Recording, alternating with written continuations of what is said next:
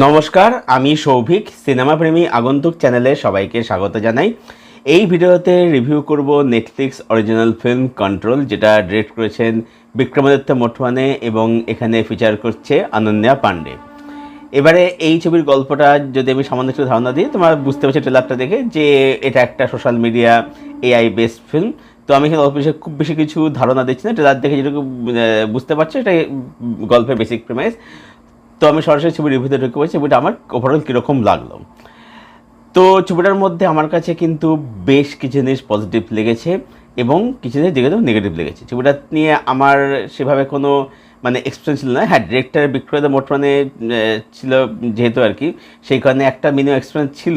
তবে যেহেতু অনন্যা পান্ডে কাজ করছে বলে আমার অতটা এক্সপিরিয়েন্স ছিল না আর কি। যাই ছবিটা দেখলাম, তো প্রথম হচ্ছে যে এর যে বিষয়বস্তু সেটা কিন্তু বেশ ভালো।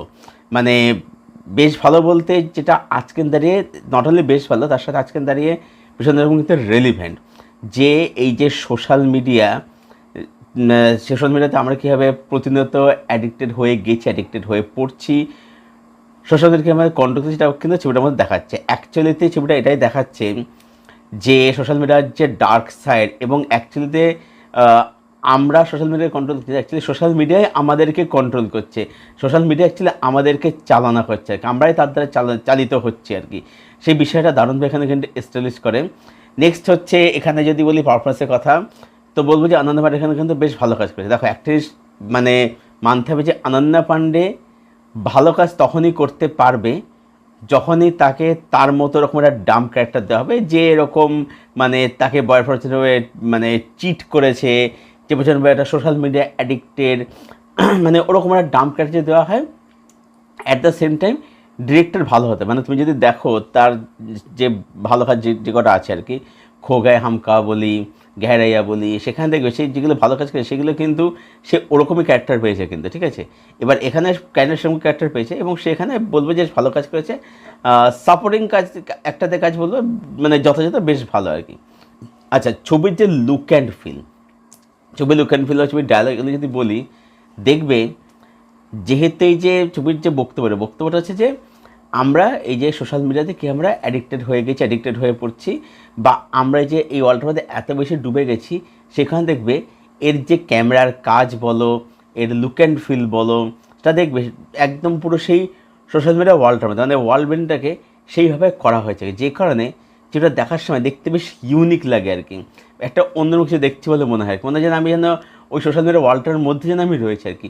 এরকম একটা ফিল কিন্তু ওটার মধ্যে কিন্তু দেয়, যেটা আমার কিন্তু বেশ ভালো লেগেছে আর কি। এবং ডায়লগগুলো দেখবে অনেকটা কিন্তু সেরকমই, সোশ্যাল মিডিয়াতে আমরা ঠিক যে ধরনের কথাবার্তা বলে থাকি আর কি, সেটাই কিন্তু এখানে দেখাচ্ছে। এবং এবার দেখবে যে সোশ্যাল মিডিয়া ওয়ার্ল্ডটা থেকে যখন আমরা একদম রিয়েল ওয়ার্ল্ডে আসছি, আমরা এখন এতটাই অ্যাডিক্টেড হয়ে গেছি, যে কারণে কি হচ্ছে, আমরা কিন্তু রিয়েল ওয়ার্ল্ডের সাথে কিন্তু এখন কিন্তু কানেক্ট কিন্তু করতে পারছি না, করতে আমাদের কানেক্ট করতে কিন্তু আমাদের অসুবিধা হচ্ছে।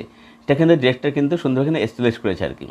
তো এই ছবির মধ্যে পজিটিভ দিক। এবং নেগেটিভ দিক যদি আসি, নেগেটিভ দিক যেটা মধ্যে সেটা হচ্ছে যে যেহেতু ছবিটার বিষয়বস্তু বা ছবির যে বক্তব্য সেগুলো খুব ডিপ, সেখানে হিসেবে দেখতে গেলে ছবির রান টাইমটা অনেকটা ছোটো হয়ে গেছে। ছবির মধ্যে অনেক কিছু প্রশ্ন, অনেক কেনর উত্তর বা কী জন্যে তার উত্তর কিন্তু পাওয়া যায় না, বা সেগুলো পাওয়া গেলেও সেগুলো খুবই সারফেস লেভেলে দেখানো হয়েছে, ঠিক আছে।